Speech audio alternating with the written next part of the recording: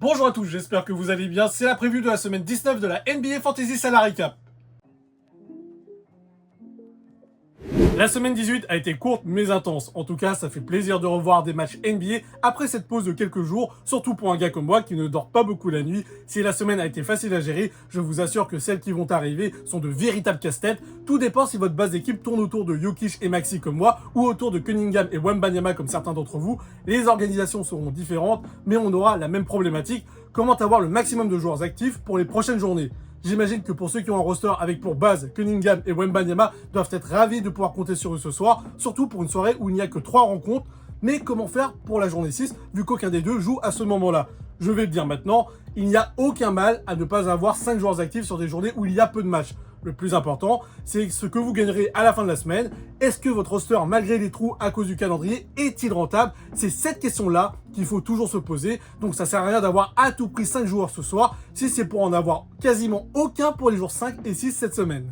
Si vous aimez la vidéo, n'hésitez pas à mettre un pouce bleu. Je continue d'attirer votre attention sur cette nouvelle fonctionnalité de YouTube qui permet de booster une vidéo. Ça m'aiderait à gagner en visibilité. Comme d'habitude, si vous voulez vous tenir au courant de mes prochains contenus, que ce soit du format short ou long, abonnez-vous à ma chaîne.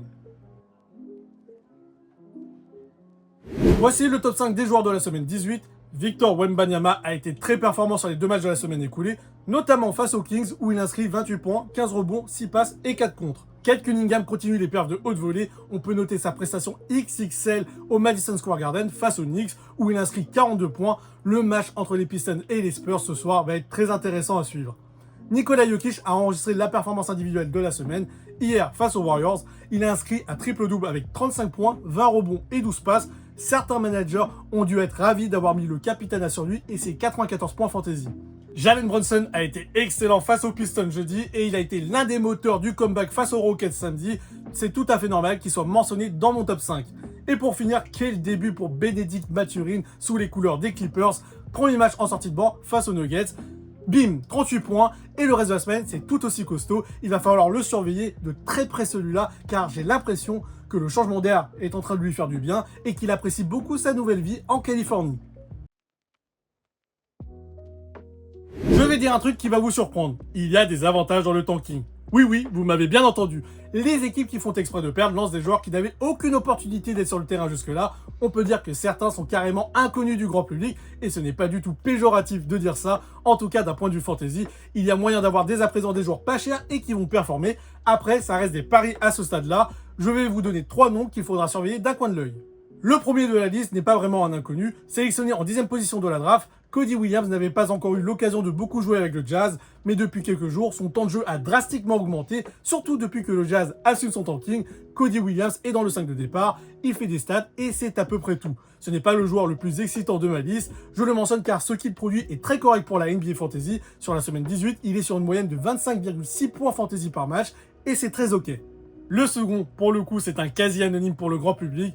En revanche, pour les connaisseurs, Kobe Brown, c'est quelqu'un qui était très réputé en NCAA. Sélectionné en 30e position de la draft 2023 par les Clippers, il n'a jamais eu de rôle significatif à Los Angeles. Transféré aux Pacers avec Ivica Zubac, le gars débarque à peine dans l'Indiana. Direct, il a des opportunités et il joue plutôt bien. Sur la semaine 18, il est sur une moyenne de 24,6 points fantasy par match et je pense qu'il a une carte à jouer dans la rotation des Pacers jusqu'à la fin de la saison.